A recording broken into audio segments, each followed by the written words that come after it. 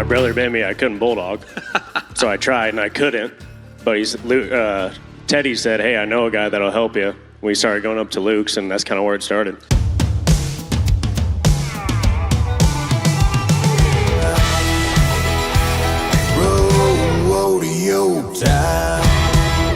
Hello, everyone, and welcome to the Luke Branquinho Show. My next guest is somebody that made his first trip to the National Finals this year, but I have a special place in my heart for him, obviously, because he came to me roughly 10 years ago, Tucker Allen? Yep, when I was 14 years old. I think I've showed up at your house. Yeah, so at that time, Teddy Robinson had called me up and said, "Hey, I got a young kid that is living here, and I want to bring him down to shoot dog. He's really into extreme sports," because you were also on, motocross? Bikes and stuff like that? I rode motocross, rode BMX, pretty much anything high adrenaline I was all about.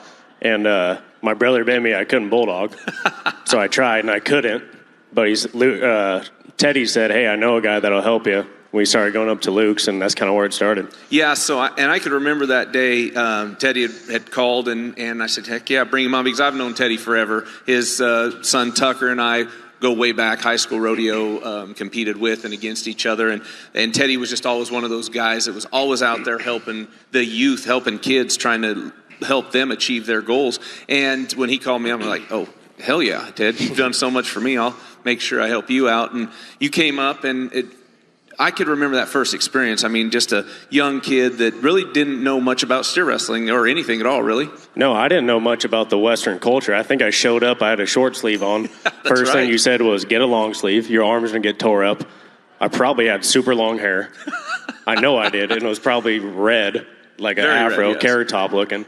But, and I got tore up them first couple years. I mean, every day I got drug around, threw up. Yeah, I'm sure. I know you remember that. Oh, yeah. Every single day. Well, and again, you guys would come up 2 times a week. And I mean, it wasn't just a quick drive. It'd take you about an hour and 15, depending on the traffic.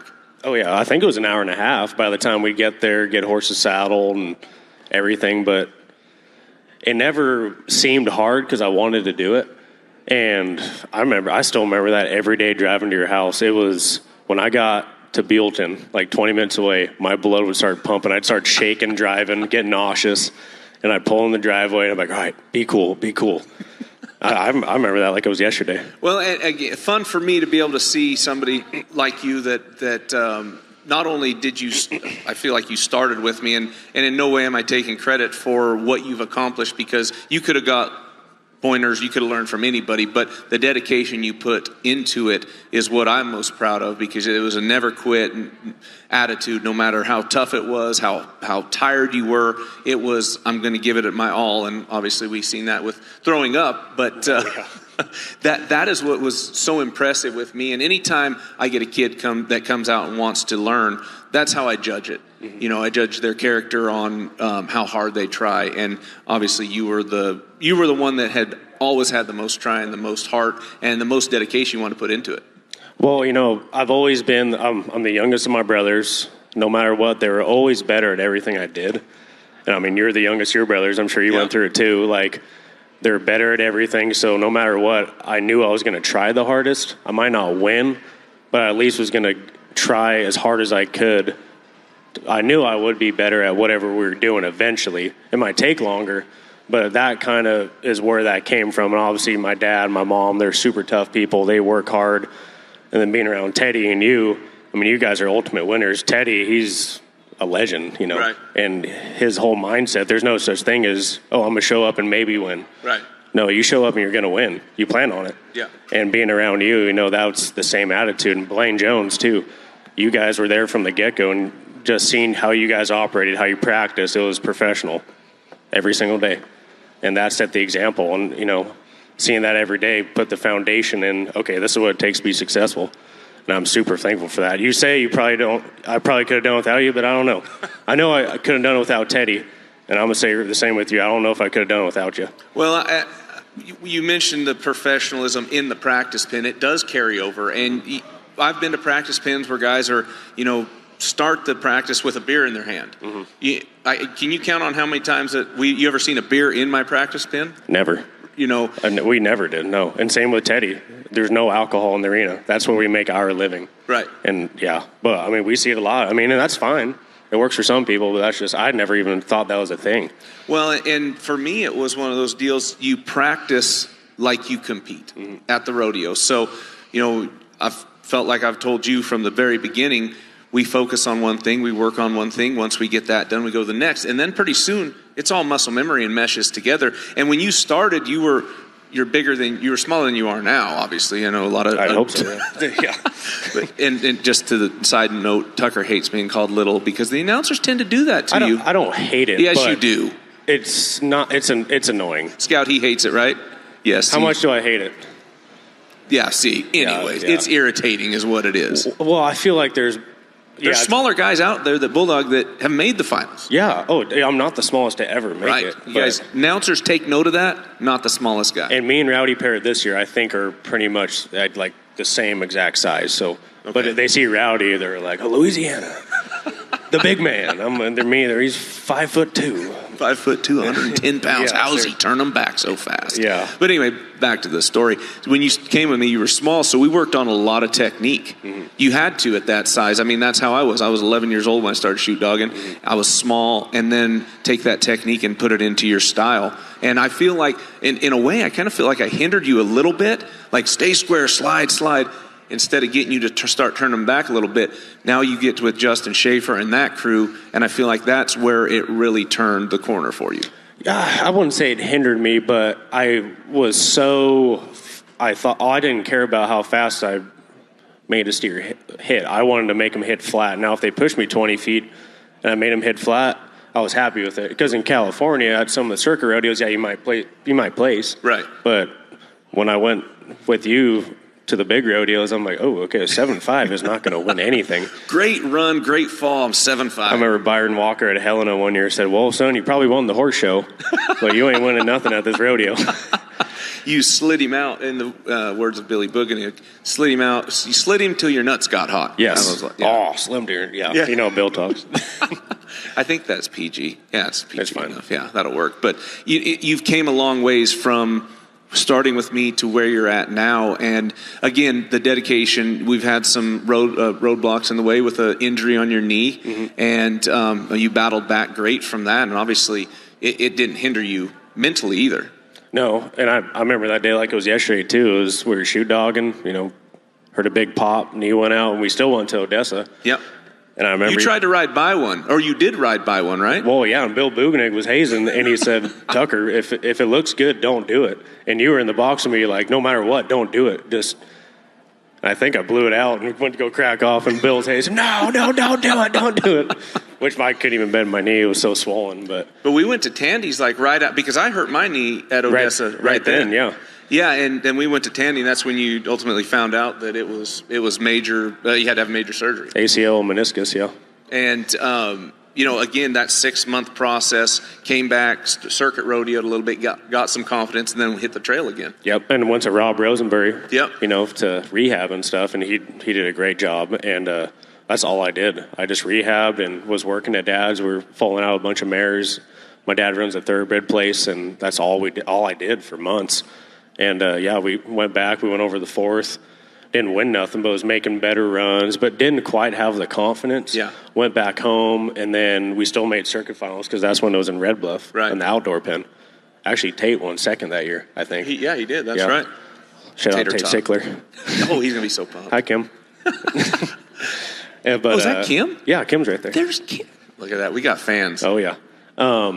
Anyways, I mean, it was a blessing in disguise because from there, if I didn't blow my knee out, I don't know if I focus on the stunt and stuff as much. Right. Because that opened a whole new window. What's up, dude? And opened a whole new window to that part of my life. And if I don't blow my knee out, I don't focus on it as much. And it was a total blessing in disguise. I wouldn't change anything that happened. Well, the stunt work is something that we are going to talk about in the next segment. But you talked about Kim, the family support you have, not only from your mom, your dad, Teddy, but the Sticklers and so many other people that have impacted you in your life and in your career. Oh, I was raised by a village, and everyone that knows me knows that. You know, your family is family to me. The Schaefers, the Sticklers, they're all what I consider my family. And obviously, Mom and Dad, I'm so super close to them, both my brothers. But Ted's family is really my family. Like, that's what that's where I go for Christmas, Thanksgiving. Obviously, I went to your guys' place for Thanksgiving. But yeah, I couldn't do it without all of them. Tucker, you hit a little bit on, wouldn't change anything with the injuries and focusing on stunt work. And a lot of people maybe not realize this, but you've had some major, not roles as far as talking roles, but stunt work roles throughout your career in the last 5 or 6 years. Yeah, and just kind of fell into it. A guy named Steve Davison got me started. He was Gus's double in Lonesome Dove, Robert Duvall's double. And he's a big-time stunt coordinator. He's been in the business for a long time, and he ropes at our house every day. I just knew him as Steve. I don't think of him any different. And then we kind of built a relationship, and I got my stunt card, and I said, hey, if you ever need something, I don't know what I'm doing, but I'll go do something. The first job I had was had me go slip on an ice rink and fly and land right on my back and then lay there and flop around. Weren't you in a fireman's suit or something? Yeah, I was in a fireman's suit. I remember you showing us the clip of that, yeah. And then the next morning, we flew to Arcadia, Florida.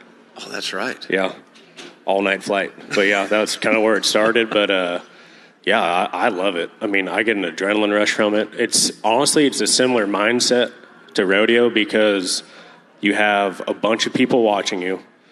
The pressure's on you to do your job, but you still have to perform and lock into whatever you're doing because that's what's most important. And I kind of have a similar mindset when I go into both because it's just you can't. I'm same with Bulldog, and you can't describe it. The feeling of making a steer hit flat, and when you do a good job doing the stunt, everyone claps, and it's such a good feeling. But in steer wrestling, when you don't do your job, nobody really chews on you. It's kind of your own. You take accountability for yourself. Does the director get on you a little bit if you don't do your job right? Not you, because you've never messed up. No, I've messed up. No. Well, it depends who you got. If you had old school Billy Burton, who's one of Teddy's good buddies, he coordinated Lonesome Dove. They said if you did something wrong, he was going to chew you out in front of everyone and make you feel that big. Luckily, I've never had that experience. I'm sure that day's going to come. But I've worked with Chad Dashnall, all the Dashnall families, Jeff Dashnall. He told us one time, hey, if your hat comes off in the scene, we are sending you home. And you know Walter Scott. Oh, yeah. He didn't even want to be there. He tips his little hat back and goes, well, if it's that easy. But you've been on some major shows. I mean, was it 1883, some of those shows you've been on as well? Yep, 1883, Bass Reeves, Horizon with Costner. There's a show, American Primeval, coming out on Netflix. Actually got to do some killing on that. Usually I'm the one getting killed, so that was kind of different. But I've been on some stuff. That's been pretty lucky. And I'm by no means. I don't want it to seem like that's what I do. My good buddies, the Heises, the Dashnalls, they are professional stuntmen. When they can't find anyone else, they call me. So. So you're like third, fourth string, is what you're saying? It feels like that, and I'm fine with that. Like that lady said. Yeah, we had a lady come up, said that Luke was her favorite, Steve Kenny was her second, and if I was in the rig, I was going to be in the trailer, which I'm fine with. Yeah, that's where I was when we rodeoed because you'd be driving, I'd be in the trailer sleeping. You actually drove a lot the last year. I did? Yes. What the hell was I thinking? I think you were just embracing it. I mean, it's last year. I'm going to be going. Yeah. I better get on the road. And we didn't have Tate. Usually Tate was driving too. That's true. We did make Tate drive a lot. Well, he wouldn't. In his rig, he wanted because we grind too many gears in that semi. God, that was so funny. Well, I can't drive a semi, and I know you could, but you purposely just. Well, I mean, I'd not because it's still probably Kim and Jimmy's. I was. Oh, it is. I made more of a noise myself. Yeah. Kind of get his head popped up, and I was like, "Man, I'm sorry, I can't find the gear." Yeah. That was fun times. That's when we went. That was in 20 when COVID hit, wasn't it? When we took that rig, we went up to Mandan and all those. Yeah, when North Dakota, it was me, you, Bear, Tate, and Cade went with us. Cade went with us. He was not very. That was 20, so 4 years ago. He was 12. Yeah, he's 16 now, but and I know you know that. That's so weird. So weird. Yeah, and he's belonging junior NFR this year. Yeah. What day does that start? Tuesday. I'll be there. That's tomorrow. Yeah. I'm a cheer him on. I don't care if he breaks out. I'm yelling.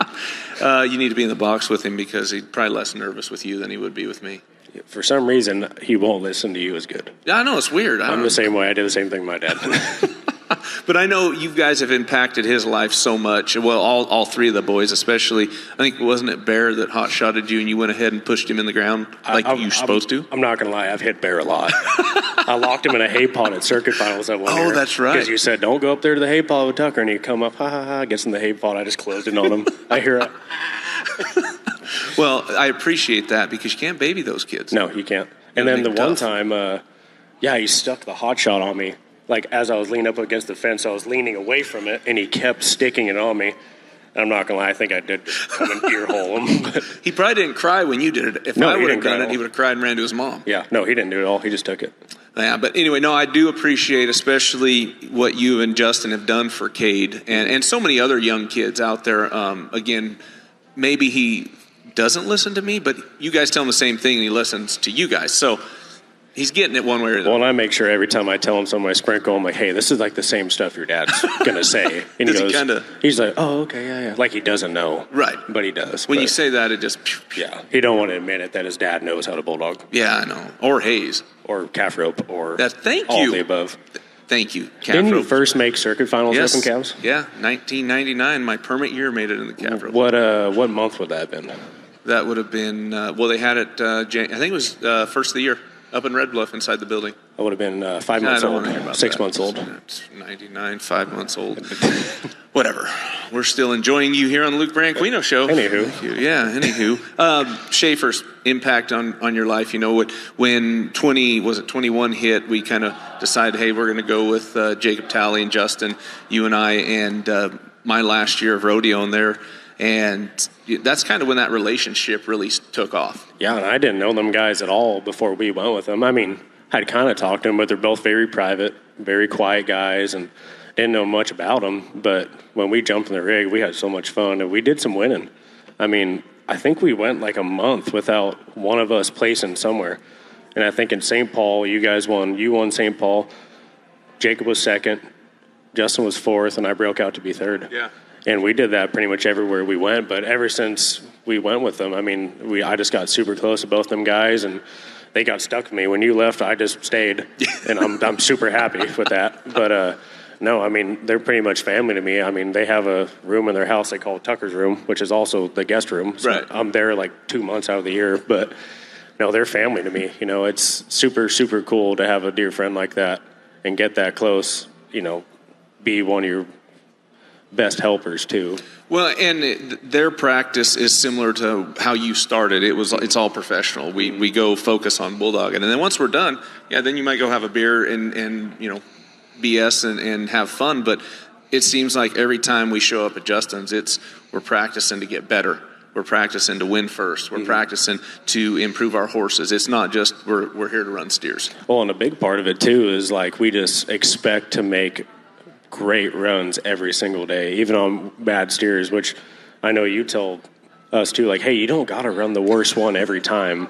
You already mentioned that, you know, in 99, you were only 6 months old and I was 18. So that theoretically, it could work out. Anywho. Yeah, let's not get into that. But I was actually thinking I didn't think of you as a brother figure, but not a dad, but like maybe a super close uncle. I was thinking about that this morning. I'm like, family-wise, I don't know what. Anyways, you're my mentor. That really cool third uncle. Yeah, you're closer than third. Second.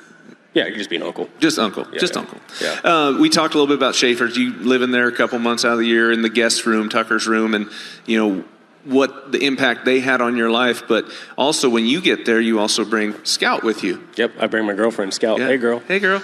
Yeah, no, she gets to come out. You know, she's a worker. I mean, she works for Justin's family, Hairpin Trucking, and I don't really know quite what. She does something with billing on the computer all the time. That's way over your pay grade. I have no idea, honestly, but all I hear is click, click, click, click, click on the computer every morning. But no, yeah, she gets to come out and visit all the time, and she's the favorite one. Oh, I think if they'd kick me out before they ever got rid of her, and the girls love her. But no, she's awesome. She's a big motivation for me to do good, and she's really cool girl to have. Yeah, well, you have to have that type of support, especially when you're at the National Finals. Your first trip, you've placed in 2 out of the first 4 go-rounds. I think over $40,000.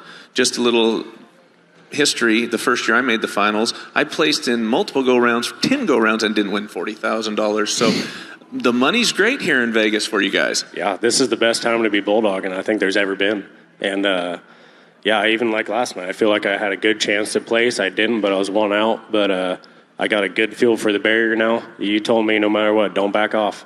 Even last night, I got a good start, but I felt like I could have been a tick more. And hazing for each other, me and Justin, that's a whole different ballgame. And you called it. I asked you, I'm like, hey, how's hazing? You said ride as hard as you can. Third place every time. Every single time. Especially if the bullard gets a start. And Justin's been getting a start. Yeah, exactly. And, and we seen one barrier with Tyler Pearson. That steer was, supposed to leave and run. And then he came back. He's like, man, I broke the barrier last night. Should I back off? I'm like, absolutely not. No. You back off it. I'd rather you break the barrier and try to win than miss the barrier and not win anything. Well, backing off here still means going before the steer. Yeah, right. I mean, you have to, and you have to take that risk. You're going before the gates open. So, yeah, maybe it's you're supposed to run, he doesn't, but you can't back off. I mean, if you do, you need a head rope to catch him because you're going to get outrun. So what about your first experience here from, time you showed up to now? Oh, it's awesome. I actually felt last night I settled in more, and it wasn't like I was at another rodeo, but I felt more relaxed to where I was like, okay, just go do your job, make your run, do what you plan to do. The first night, I'm not saying I was blacked out when I nodded, but it was a lot of adrenaline. Oh, yeah. But by the time I run that steer, I'm like, okay, I survived. I knew it'd get a lot better from then. Yeah. One thing I didn't talk about, I want to get real quick to it. The last win of the season, Poway, California, that solidified your spot to your first national finals.